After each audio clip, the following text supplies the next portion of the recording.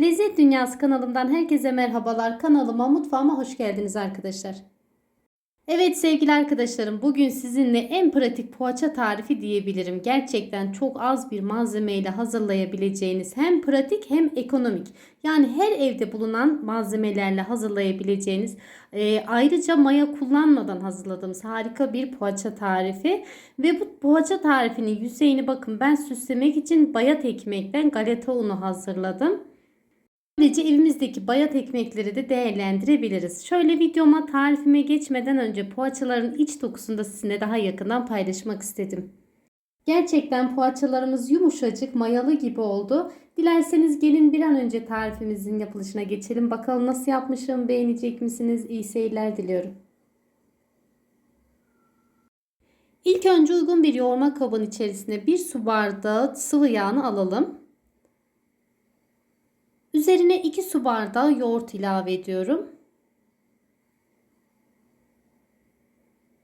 Sadece 4 malzemeyle bu inanılmaz tarifi hazırlayabiliriz sevgili arkadaşlarım. Gerçekten denemenizi tavsiye ediyorum.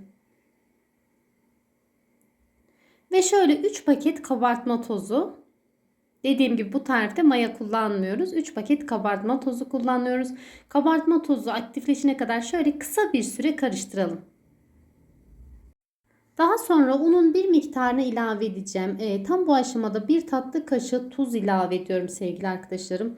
Her tarifimde, her videomda mutlaka söylüyorum. Tuzu damak zevkinize göre ekleyin. Daha az, daha fazla kullanabilirsiniz. Bu tarifimde toplamda 4,5 su bardağı un kullandım. Yumuşacık bir hamurumuz olması gerekiyor. Unumuzu mutlaka kontrollü bir şekilde ilave edelim. Ben 4,5 su bardağı kullandım ama unun kalitesinden miktarı değişebilir. Bu yüzden mutlaka kontrollü bir şekilde unumuzu ilave edelim. Sevgili arkadaşlarım, şunu da hemen belirtmek istiyorum. Hamur yoğururken, yani birçok hamurumuzda böyle yoğururken hep diyoruz ki pürüzsüz bir hamur olana kadar, pürüzsüz bir kıvam alana kadar yoğuralım. Bunda ise biraz pürüzlü bir hamur oluyor. Yani ne kadar yoğurursanız yoğurun, hamuru çok yoğurup da lastikleme yaptırmayın diye söylüyorum. Şöyle pürüzlü bir hamur oluyor. Üzerini kapattım. Ben sadece 8-10 dakika, böyle kıvamını daha iyi bulması için 8-10 dakika dinlendirdim. Çok fazla dinlendirmenize gerek yok. Mayalı bir hamur olmadığı için. Görmüş olduğunuz gibi hamurumuz biraz pürüzlü ama burada biraz bezelerken hamur daha güzel kıvamını bulacak. Şöyle bakın, elimizle hamurların kenarını ortada birleştirerek böyle elimle yuvarlıyorum ve bakın biraz daha o pürüzleri gitti diyebilirim. Hepsini aynı büyüklükte bezeler alıyorum. Tabii ki biraz daha küçük veya biraz daha büyük poğaçalarda hazırlayabilirsiniz.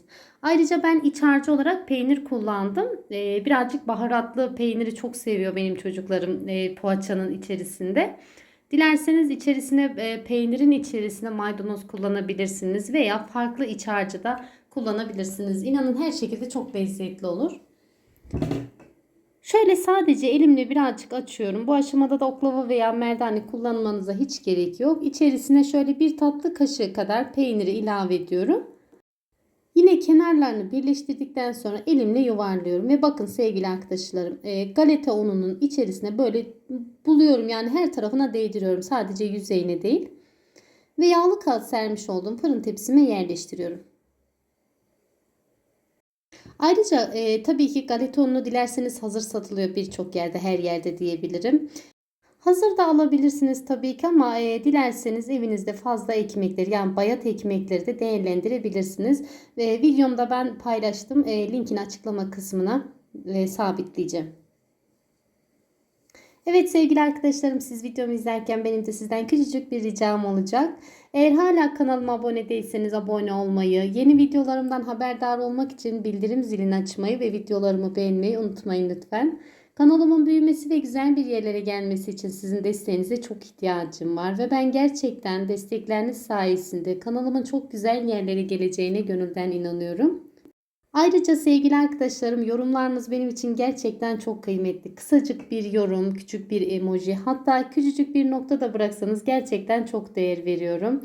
Böylece bana destek olduğunuzu biliyorum. Tariflerimin yapılışını, malzemeleri ayrıntılı bir şekilde açıklama kısmına yazıyorum. Oradan da bakabilirsiniz. Hepinize desteklerinizden dolayı tekrar tekrar teşekkür ediyorum. Evet, şöyle bir kez daha poğaçamızı birlikte hazırlayalım.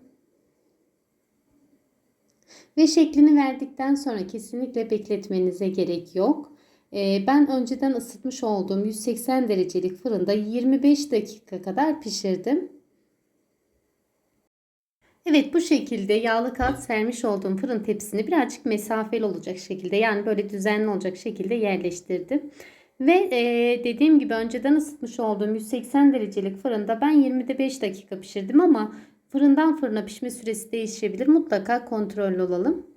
Evet sevgili arkadaşlarım, poğaçalarım hazır. Bakar mısınız? Gerçekten böyle yumuşacık oldu. İnanın çok lezzetli bir tarif. Özellikle kahvaltılarınızda bence bu tarifi denemelisiniz ve denerseniz mutlaka olumlu veya olumsuz yorumlarınızı bekliyorum. Evet, siz tarifimin, videomun son halini izlerken ben de sizinle vedalaşmış olayım. Bugünlük de benden bu kadar. Videomu izlediğiniz için hepinize çok teşekkür ediyorum. Deneyecek arkadaşlara şimdiden afiyet olsun. Allah'a emanet olun.